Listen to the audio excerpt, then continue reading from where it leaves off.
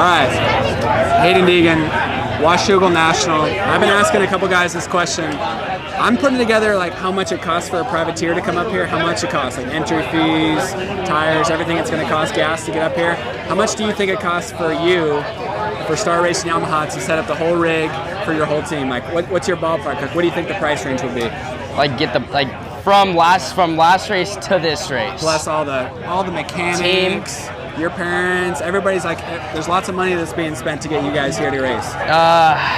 Dude, I mean, they're probably pushing, anywhere in the range of, 20 to 40 grand? Probably, huh? I'd say so. It's a wide range. Depends if I fly private, you can double that. Okay, but okay. 20 to 40 grand, I'd say, if everyone's flying commercial. Okay. So Chase said 10 to 20, and he's the only rider. But I'd say you guys have so many riders. We have a lot more employees. A lot of employees.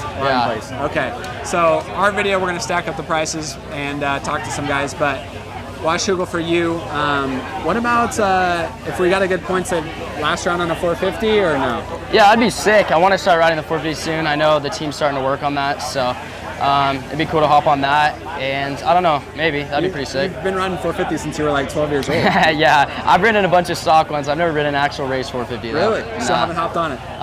Nice. Not yet. All right. Well, what about Washougal? Like, what do you think makes this track good for you over the last few years? I don't know. I mean, I always just go back to it's kind of like that Cali style, hard pack, slick, choppy. So maybe it's just that gives me a little notch over everybody. I'm not really sure. I don't know. I had a breakout ride here my rookie season, and ever since then, I've just enjoyed this place. That's cool.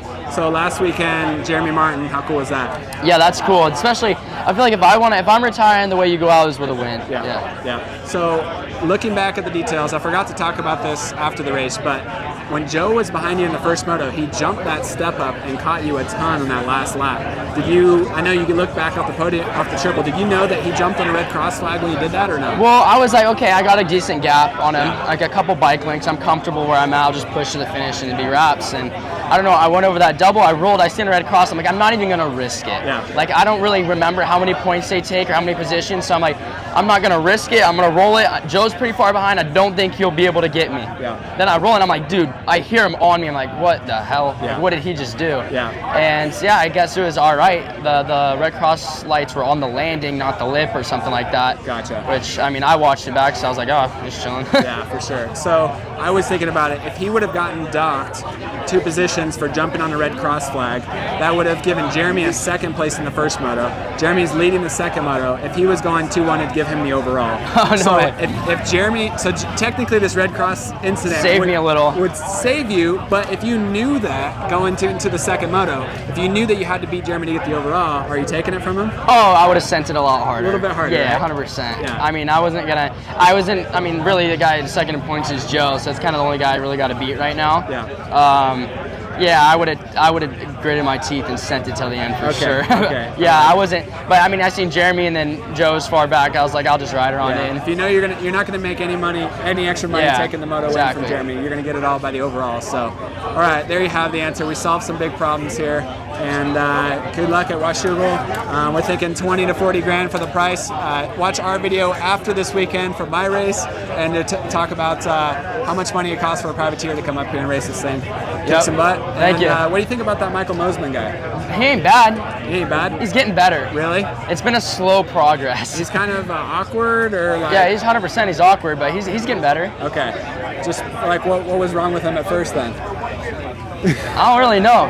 He's just awkward. Okay. He stretches a lot. He does stretch He loves a lot. stretching. Okay, he's a little bit older than you though. Yeah, so he's gotta do that. Yeah, body's tight. He just turned 26, so yeah, good stuff. That's what happens when you're 26. Yeah. All right, kick some butt. Thank you. Cool.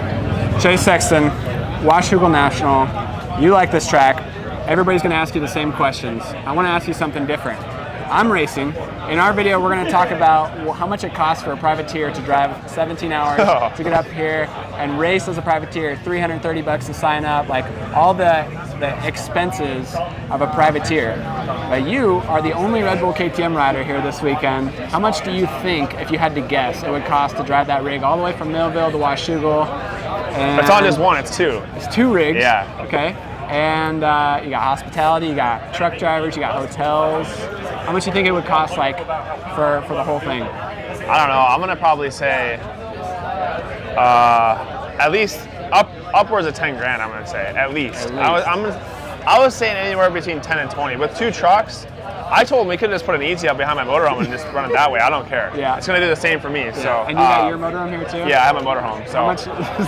you gotta pay for your motorhome to come out, 2 rigs, and then how many personnel you got? I mean, you got a mechanic, you got team manager. Yeah, it's a lot. It's probably, I would say for them, it's probably $15K a weekend at least. At least, right? And the 2 truck thing, like, it's nice to have, but like, especially this weekend, you don't really need it. Like, I have my motorhome and the 2 trucks, so taking up a lot of the space in the paddock this weekend. Is it gonna be a little lonely in there now? Like, what's it gonna be like? Yeah, a little lonely. I'm bummed that obviously Aaron and Tom are out. Tom and I are pretty close, so. But I'm trying to hold the flag high this weekend and go out there and do good. It actually gives me a little bit more motivation to do good this weekend. For sure. What about the track changes? Have you seen them? I think it's only just 1 jump, right? I've seen 1 jump, but I heard they maybe like added a lip on the downhill, but I haven't even looked at it yet. Yeah, I have no idea. I saw they made some rollers up one of the hills, and that jump looks cool. Yeah. Everyone says they like it, so I don't know. We'll see. I like this track is really fun for me though. I went and looked at it earlier, and even compared to years prior, it looks like it has more moisture in it, which is good. And just nice to have some like uniqueness in the series. I feel like all the tracks are kind of becoming the same. Yeah. And this one kind of stands out, so it's cool. And it's gonna be nice weather. I know, dude. 79 degrees is like, it's like a winter day compared to Florida. So I'm enjoying being here and not in Florida for sure. All right, well, it's about, he's guessing 10 to 20 grand for his rig to come up here. Watch our video after the weekend to see how I do and see how much it costs for a privateer. ET3, Washougal National. What's it like to be Eli Tomac today at press day? Well, it's nice to be back at Washougal. It's been a few years, and just excited for another weekend of trying to improve my result. I've had a couple of rough weekends here at Millville and Redbud, so ready to go ride my dirt bike. That's cool. Everybody's going to drill you about that. I want to ask you something different. How much do you think it costs for BarX Yamaha to bring their entire rig out here for you, the 450 side, and then adding up the hotels for your mechanic, food, race gas, all the other stuff, all the other expenses for this weekend? How much do you think it costs just for Washougal? Let's say, I'm going to say it was maybe $1,500 in diesel to get here. Yeah. And then trying to think of our crew here. What do we got? Probably 10 guys. We got 3 mechanics here. Crew chief, suspension 5. Probably, I'm gonna say 8. So $10,000 in airline tickets. Yeah. And now we're up to 11. It was 12. Add in a couple more. Yeah. Dinners. And then hotels. Okay. A couple $100 a night. 18 to 20,000. 18 to 20,000. All right. And then what about your rig? You bringing your own motorhome here? Yep. So I got the same diesel bill. Yep. The same diesel bill. Truck driver. Yep. And then your flights to get here. Yeah. It's quite tough. Yeah. So we're what is that? 25 at least. That's pretty expensive. At least. Yeah. So that's like a couple sets of race car tires. Yeah, it is. Okay, that's the other good point, right? It's a good point. Motocross is an extremely expensive sport. Your wife is into horses. Does she show or jump at all? She's doing some showing, but I'll say this: motocross, it's expensive, but it's not expensive for a motorsport. For a motorsport, it's not expensive compared to cars, tires. Like go-kart racing, you have to put new tires on every time you ride or drive. But my wife does horses. I can't afford to pay for it. Her parents have sponsored her over the years, but like that's crazy expensive. You have to pay for your bike, your horse, even when you're not even riding it. That's right. You got to feed it. So you got to feed it. You got your trainer fee. So horses are expensive, but all in all, it's definitely nothing compared to NASCAR, Formula One, even MotoGP. Yeah. So Motocross, it's still expensive in our eyes because we're so used to it. Yeah. We don't like forking out that cash, but yeah, it's different when you compare it to other realms of motorsports and expensive to go racing no matter what. Cool. Well, one more question, and then we'll let you go. Washougal National. What are you going to focus on, and what should I focus on? I got to focus on getting back on the podium. Okay. But how are you going to do that? Like, is it momentum? Is it start? Is it like mindset? It's a little bit of everything. It's a little bit of everything. Good starts, ride good, ride loose. Cool. Go do our thing. Same thing for me? Yep. Okay, I'll let you go. That'll get you right there. I'll let you go. I'll go 4th place. Okay. Thank you. All right. Well, Michael Mosiman, also related to myself. You're running a mustache. Are you going to run it tomorrow, or is it just a press day mustache? We'll see. We'll see. The people voted to keep it after Redbud, so we'll see. I could do with or without. I might shave it, but it's gonna be a game day decision. It's been a couple. So. It's been since Hangtown since I've seen you, so like 2 months. And I'm not gonna lie, when you got off the track at Redbud and you took off your helmet, I thought you just had dirt on there. And then even through the photos, you said mustache. I couldn't see it. But now that I'm in person, I can actually appreciate it. It's just a little bit of orange. Thank you. Yeah. No, it's definitely bigger and more pronounced than it was. It was kind of a last minute thing, so I wasn't like planning for it. I wasn't growing out my beard. So I think I've had bigger mustaches than this if I wanted to shave it before. But yeah, that's what I'm working with. What about Redbud, podium, and then you've had a couple motos where you were in podium position and you had some bike issues, so how cool is it just to be running up front this year? Like, everybody's hitting me up and saying, your brother's doing awesome, but how is it from your perspective, to answer the question?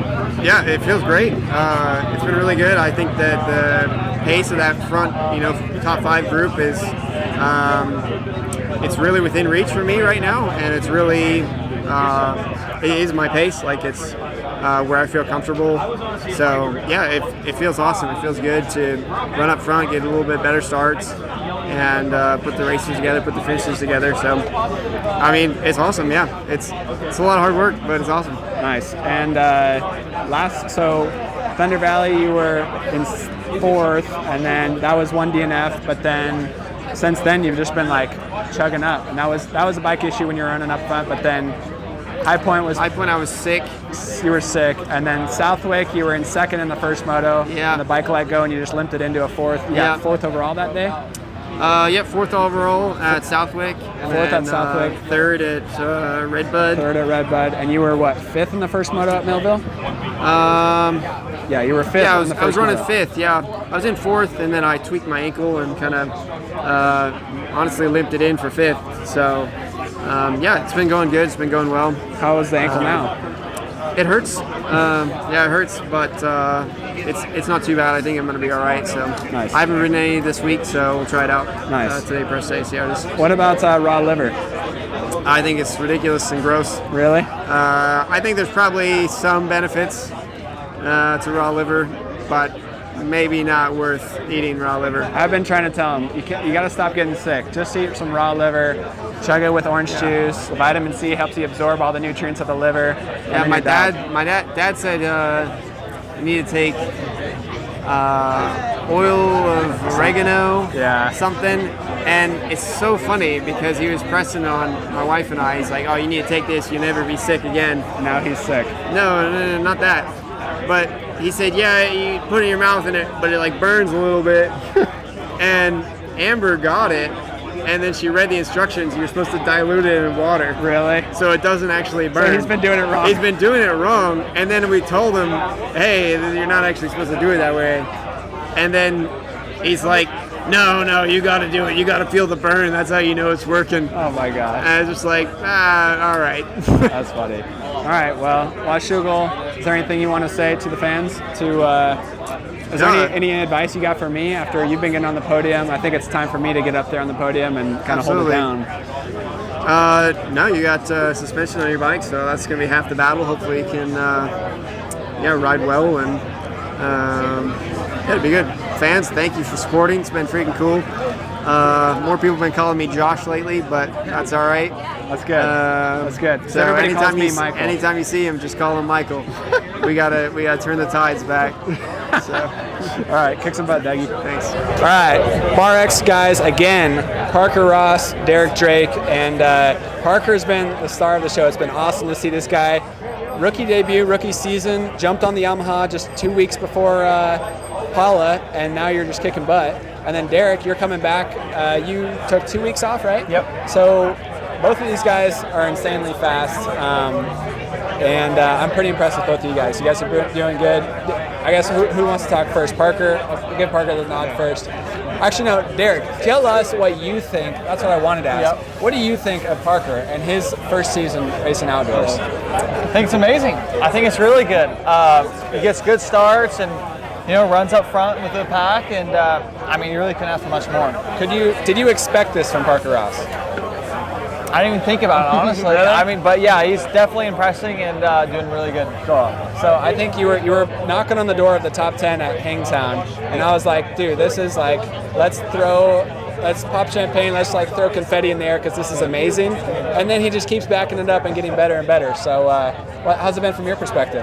Yeah, it's been good. It doesn't feel like anything crazy, which is weird. Like I don't feel like I'm putting together like the best motos of my life or yeah, like riding insane. Like it just feels normal. So it's nice, like feeling like comfortable up there with those guys, and I feel like I have a lot more in the tank, which is cool. I don't feel like I'm putting together these perfect motos where I'm getting like really good starts and putting in good laps. Like I feel like I kind of like sometimes my starts are good and I'm able to hang with those guys, and maybe my sprint speed in the beginning struggles, or I don't get a good start, my sprint speed's good, and then I'm just kind of like, I don't feel like I've put together like a perfect moto yet, which is cool. It's exciting, and I feel like I have a little bit more in the tank, and makes me a little bit more hungry, I feel like, during the week. That's cool. Well, honestly, you make me feel like a younger rider because we battled like 2.5 years ago, and you were just, I think it was probably your first 450 ride or something like that. You jumped on a 450, and we battled, and now I'm like, in my head, I'm not 29 years old. I'm like still 23. So I think I still got some more years, and he's given me some confidence. But Derek, I've known my entire life.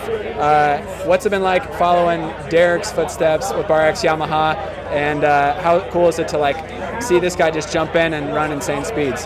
Yeah, it's cool. It's honestly hard to follow Derek during the practices. Like he's going so fast, and like sometimes at the races, like we'll be at the practice track and I'll be like, oh yeah, he's like gonna freaking podium this weekend. Like he's going so good, and yeah, he's just awesome, like a good guy to be around and fun to learn off of, and I just really appreciate the whole atmosphere around BarX. Like it's been good, and like I said, his speed during the week and everything, and his grit and everything, and work ethic is pretty impressive. That's cool. All right, well, thank you, Parker. Thank you. Kick some butt. Derek. We're still going. We're still going a little bit. You took the last 2 weeks off, so you're up and down with health issues. Lyme's disease is kind of the main thing, so tell us a little bit about what it's been like dealing with Lyme's disease. It's been a pain. I mean, it's terrible. I got diagnosed in December, which we found out that finally found out the root cause of all my issues the last couple of years. And found out in December, took Supercross season off to get ready for outdoors. And always along, my doctor said it's going to take about a year. No matter how you do it, it's going to take about a year to get it completely gone. So we're at like the 7-8 month mark now. And I got my hopes up a little bit coming into outdoors because I had a really good days on the bike during the week, and had a good couple of first races, and then I started taking steps back, not recovering and not doing what I want. And then, so basically I looked at the weather this weekend. It's about 75 degrees Saturday, so I'm like, short flight, so I'm gonna show up and see what we can do. That's cool. That's kind of the similar situation to me. I'm thinking the same thing. It's on the West Coast, just another local race, so let's show up and have some fun. Thanks for your time, Derek. Thank you, appreciate it. All right, Washougal, Cole Timboe. I've been telling everybody in my head that this is just a local race because it's on the West Coast, just people drive up here really easily, but now I feel like it's a local race because we're both wearing gear, man. Yeah. Just like old times. Just like battling amateurs a couple weeks ago. Yeah, just a couple weeks ago at Mammoth, this guy got the win. I got third on Friday, and then all the Mammoth qualifiers, the Loretta qualifiers, Cal Classic. I've been chasing this guy a lot, and I've gotten the better view a couple times. Oh yeah, definitely been chasing him too. We've seen the back of the jersey a few times. Yeah. So you were talking right before, like a week before. 2 weeks before Pala, you weren't sure if you're going to race outdoors this year or Loretta's. You decided to race outdoors. Yeah. How's it been going? It's fun. I was only planning on doing 3. I was going to do Pala, Red Bud, and Millville, but they told me to just go get experience this year. And yeah, we skipped Southwick to go to Mammoth, but it's been fun. I feel like I've been getting better every weekend. And yeah, last weekend was my best overall. I think I ended up 21st, but I got 16th this second most, so it's getting better. That's pretty sick. Yeah, 16th, it's like what, 5 or 6 points? That feels pretty good. Yeah, it's crazy, but I want more, so we'll go give them. For sure. What kind of confidence does it give you seeing Dylan Schwartz and Parker Ross scoring top 10s? I mean, you ride with those guys, same bike as them, the BarX Yamaha, and you're racing with them and riding with them during the week? Yeah, it gives me a lot of confidence. They're riding really good right now. Parker's riding great, Dylan's riding great, so it shows me that I can do better than what I've shown, but no, they're riding really good, and it pushes me to be better on the weekends. That's cool. So he went to Mammoth, got first place, and both of us were good buddies with Haiden Zing, and now we're representing for him out here, right? Oh, yeah. And doing our best. And so stoked to have you here. Stoked to watch you kick some butt tomorrow. Washougal, how many times have you been up here? I think I've been here 3 times, but the last time I was here was in 2020 on an 85, so nice. It's been a little while. It's been a little bit. Okay, well, kick some butt, man. Yes, sir, you too. Sweet.